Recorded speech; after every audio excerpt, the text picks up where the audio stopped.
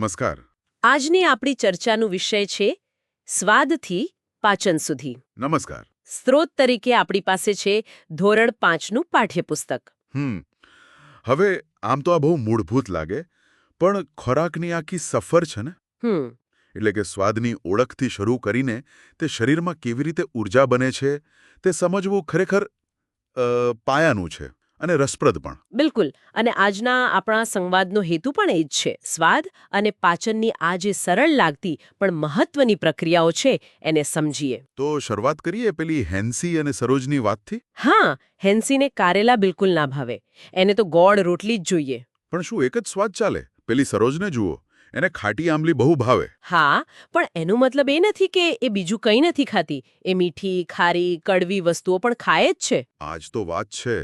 આપણી આસપાસ કેટલા બધા સ્વાદ છે. ગળ્યો, ખાટ્ટો, પછી પેલો ખારો, કડવો, તીખો. બરાબર.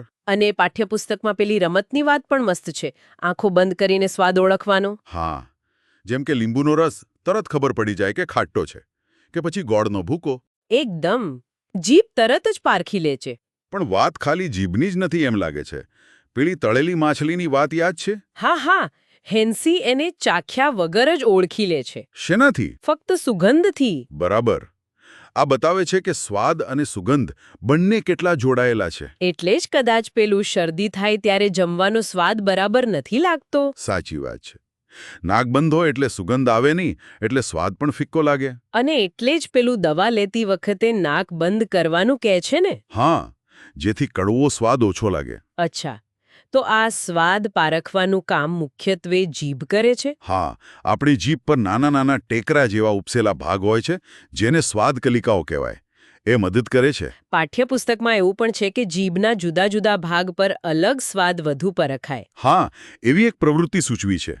જો કે વૈજ્ઞાનિક રીતે હવે એમ મનાય છે કે મોટાભાગના સ્વાદ જીભના ઘણા ભાગો પર પરખાય છે, પણ અમુક ભાગ થોડા વધુ સંવેદનશીલ હોય છે ચોક્કસ સ્વાદ માટે. પણ આમ તો આખા મોંમાં સ્વાદ ફેલાય જ છે. હવે આવીએ ચાવવાની વાત પર. ઘણા લોકો બહુ ઉતાવળમાં ખાય છે, પણ અહીં તો ભાર મૂક્યો છે કે ખોરાક બરાબર ચાવવો જોઈએ, લગભગ 30-32 વાર. હા, અને એ બહુ જ મહત્વનું છે. કેમ? આટલું બધું ચાવવાથી શું ફરક પડે? જો, જ્યારે આપણે ખોરાક બરાબર ચાવીએ છીએ ત્યારે એના એકદમ નાના ટુકડા થઈ જાય છે, બારીક બની જાય છે. હા, એ તો ખરું. પછી એમાં મોંમાં જે લાલ રસ બને છે એ બરાબર ભળે છે. આ લાળ રસ ખોરાકને પોચો બનાવે, એટલે ગળવામાં સરળતા રહે. અને એમાં રહેલા જે પાચક તત્વો છે, ઉત્સેચકો, એ સ્ટાર્ચ જેવા પદાર્થોનું પાચન મોંમાંથી જ શરૂ કરી દે છે. ઓહ, એટલે પાચનની શરૂઆત મોંથી જ થાય છે. બિલકુલ. બીજું, જ્યારે ધીમે અને ચાવીને ખાઈએ ત્યારે સ્વાદ પણ વધુ સારી રીતે માણી શકાય અને પાચન તંત્ર પર એકદમથી બોજ નથી આવતો. એટલે જ વડીલો કહેતા હોય છે કે શાંતિથી ચાવીને જમો. એકદમ સાચું. એમની સલાહ પાછળ આ જ વૈજ્ઞાનિક કારણ રહેલું છે. સરસ. તો મોંમાં ચવાયો, લાળ ભળી, પાચન શરૂ થયું. પછી ખોરાક ક્યાં જાય? પછી અન્નનળી મારફતે એ પહોંચે છે પેટમાં. અને અહીં પેલી માર્ટિન નામના સૈનિકની અનોખી વાર્તા આવે છે. હા, એ બહુ રસપ્રદ કિસ્સો છે. માર્ટિનને ગોળી વાગવાથી પેટમાં કાણું પડી ગયું હતું. અને ડોક્ટર બ્યુમોન્ટ, એમણે આ તકનો ઉપયોગ કરીને પાચન વિશે અદ્ભુત પ્રયોગો કર્યા. ખરેખર, ડોક્ટર બ્યુમોન્ટે લગભગ 9 વર્ષ સુધી માર્ટિનના પેટનું અવલોકન કર્યું. એમણે પેટમાંથી પાચક રસ કાઢીને જોયું કે એ ખોરાકને કેવી રીતે ઓગાળે છે. એમણે શું શોધ્યું? એમણે જોયું કે પેટ ખોરાકને વલોવે છે, આમતેમ ફેરવે છે અને પાચક રસો સાથે ભેળવે છે.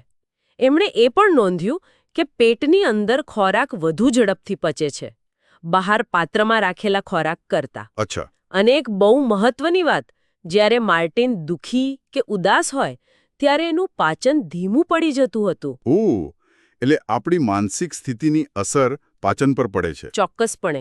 તણાવ, ચિંતા, ઉદાસી પાચન ક્રિયાને ધીમી પાડી શકે છે. ડોક્ટર બ્યુમોન્ટના પ્રયોગોથી આ વાતને સમર્થન મળ્યું. આ તો બહુ જાણવા જેવું છે. હવે ક્યારેક શરીર બરાબર કામ ન કરતું હોય, જેમ કે પેલી સાનિયાની વાત છે, એને ઉલટી ઝાડા થઈ ગયા હતા. હા, અને એવામાં ખોરાક પચતો નથી. શરીરમાંથી પાણી અને શક્તિ બંને ઘટી જાય છે. એટલે જ એને અશક્તિ લાગતી હતી. ત્યારે ડોક્ટરે એને ગ્લુકોઝની બોટલ ચડાવવાની સલાહ આપી. આ ગ્લુકોઝ શું છે? ગ્લુકોઝ એક પ્રકારની સાદી શર્કરા છે, ખાંડ જેવી જ, પણ એનું બંધારણ એવું છે કે એ સીધી લોહીમાં ભળી જાય અને શરીરના કોષોને તરત જ શક્તિ આપે. એટલે ખાધા વગર પણ તાકાત મળે? હા, તાત્કાલિક ઉર્જા માટે. એટલે જ તો હમતી વખતે થાક લાગે તો ખેલાડીઓ ગ્લુકોઝ પીએ છે અથવા બીમાર વ્યક્તિને આપવામાં આવે છે. અને પેલું મીઠા ખાંડનું પાણી, જેને ORS કહે છે, એનું શું? ઉલટી ઝાડા થાય ત્યારે શરીરમાંથી ફક્ત શક્તિ જ નહીં પણ પાણી અને જરૂરી ક્ષાર, ખાસ કરીને મીઠું, સોડિયમ પણ નીકળી જાય છે. એની ઉણપ પણ નુકસાનકારક છે. તો આ મીઠા ખાંડના દ્રાવણમાં ખાંડ શક્તિ આપે છે અને મીઠું શરીરમાં પાણી અને ક્ષારનું પ્રમાણ જાળવી રાખવામાં મદદ કરે છે. આ બહુ જ જરૂરી છે. સમજાયું.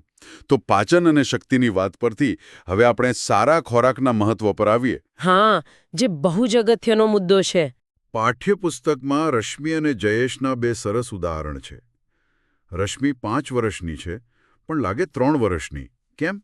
કારણ કે એ કુપોષિત છે. એને પૂરતું જમવાનું જ નથી મળતું. એટલે એ દુબળી પાતળી છે, નબળી છે અને વારંવાર બીમાર પડે છે. એના શરીરનો વિકાસ બરાબર નથી થતો. અને બીજી બાજુ છે જયેશ. 7 વર્ષનો છે, પણ એની ઉંમર કરતાં મોટો લાગે છે. જાડો છે. હા, જયેશને ઘરનું દાળ ભાત, શાક રોટલી નથી ભાવતું. એને શું ભાવે? બજારની ચિપ્સ, બર્ગર, પિઝા, ઠંડા પીણા. એટલે કે બિનપૌષ્ટિક ખોરાક. બરાબર. પરિણામ શું? શરીર જાડું થઈ ગયું છે, પણ સ્ફૂર્તિ નથી. એને રમવામાં પણ રસ નથી. બંને કિસ્સામાં સમસ્યા ખોરાકની જ છે.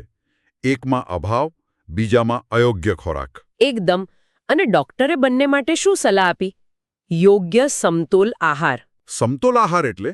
એટલે એવો ખોરાક જેમાં શરીરના વિકાસ અને તંદુરસ્તી માટે જરૂરી બધા જ પોષક તત્વો, કાર્બોદિત, પ્રોટીન, ચરબી, વિટામિન્સ, ખનિજ ક્ષાર પૂરતા અને યોગ્ય પ્રમાણમાં હોય. મતલબ દાળ ભાત, રોટલી શાક, ફળો, દૂધ આ બધું જ જરૂરી છે. હા, અને એ પણ યોગ્ય માત્રામાં. ન બહુ ઓછું, ન બહુ વધારે. અને પૌષ્ટિક હોવું જોઈએ. જંક ફૂડ નહીં. આના પરથી સ્પષ્ટ થાય છે કે તંદુરસ્ત રહેવું હોય, વિકાસ સારો કરવો હોય તો સારો ખોરાક અનિવાર્ય છે. આપણે એ તો સમજ્યા કે સારો ખોરાક કેટલો જરૂરી છે. પણ શું આ મૂળભૂત જરૂરિયાત ખરેખર બધાની પૂરી થાય છે? આ એક મોટો પ્રશ્ન છે અને પાઠ્યપુસ્તક આપણને ઓડિશાના કાલાહાંડી જિલ્લાની વાત કહીને આના પર વિચારતા કરે છે. ગોમતીની વાત. હા, ગોમતી, જે ખેતરમાં દિવસભર સખત મજૂરી કરે છે, પણ એને એટલું ઓછું વળતર મળે છે કે પોતાના પરિવાર માટે પૂરતા ચોખા પણ ખરીદી શકતી નથી. એના બાળકો ભૂખ્યા રહે છે. અને સૌથી દુઃખદ વાત શું છે? એ જ કાલાહાંડી જિલ્લામાં ચોખાનું ઉત્પાદન પુષ્કળ થાય છે. બરાબર. એટલું બધું અનાજ પાકે છે કે ગોડાઉનમાં પડ્યું રહે છે. ક્યારેક તો સડી પણ જાય છે. એક તરફ અનાજનો ભંડાર અને બગાડ, અને બીજી તરફ ગોમતી જેવા લોકો જે ભૂખમરાનો શિકાર બને છે. આ કેવી સ્થિતિ? આ ખોરાકની અસમાન વહેંચણી અને ગરીબીની ગંભીર વાસ્તવિકતા દર્શાવે છે. પૂરતો અને પૌષ્ટિક આહાર મેળવવો એ ફક્ત શારીરિક જરૂરિયાત નથી. એ દરેક મનુષ્યનો, દરેક બાળકનો મૂળભૂત અધિકાર છે. તો આજે આપણે ઘણી બધી વાતો કરી. સ્વાદ અને સુગંધ કેવી રીતે સાથે કામ કરે છે ત્યાંથી શરૂ કરીને પછી ચાવવાનું મહત્વ, પેટમાં થતી પાચનની અદ્ભુત પ્રક્રિયા, ડોક્ટર બ્યુમોન્ટના પ્રયોગો, ગ્લુકોઝ અને ORS કેમ ઉપયોગી છે, સમતોલ આહાર કેમ જરૂરી છે, રશ્મિ અને જયેશના ઉદાહરણથી સમજ્યા, અને છેલ્લે ખોરાકના અધિકાર જેવી ગંભીર પણ મહત્વની વાત સુધી પહોંચ્યા. ગોમતીની વાત આપણને વિચારતા કરી ગઈ. સાચી વાત છે. આપણે જે ખોરાક ખાઈએ છીએ એનું મહત્વ કદાચ આપણે રોજિંદા જીવનમાં ભૂલી જ જઈએ છીએ. હા, એ ફક્ત પેટ ભરવા કે સ્વાદ માટે નથી. એ આપણી તંદુરસ્તી, વિકાસ અને આપણા અસ્તિત્વ માટે જરૂરી છે. અને એ દરેકનો હક પણ છે. તો આજની આ ચર્ચા અહીં પૂરી કરીએ છીએ. ચોક્કસ. પણ જતા પહેલા એક વિચાર મૂકીને જઈએ છીએ. આપણે ઘણીવાર ખોરાકનો બગાડ કરતા હોઈએ છીએ. ક્યારેક થાળીમાં એઠું મૂકીને, ક્યારેક જરૂર કરતાં વધુ લઈને. શું આપણે આ બગાડ ઘટાડવા માટે કંઈ કરી શકીએ, જેથી કદાચ કોઈક રીતે એ ખોરાક ગોમતી જેવા જરૂરિયાતમંદ લોકો સુધી પહોંચાડવાના પ્રયાસોમાં આપણો નાનકડો ફાળો પણ આપી શકીએ? વિચારવા જેવો મુદ્દો છે. આના પર વિચારતા રહેજો. નમસ્કાર. નમસ્કાર.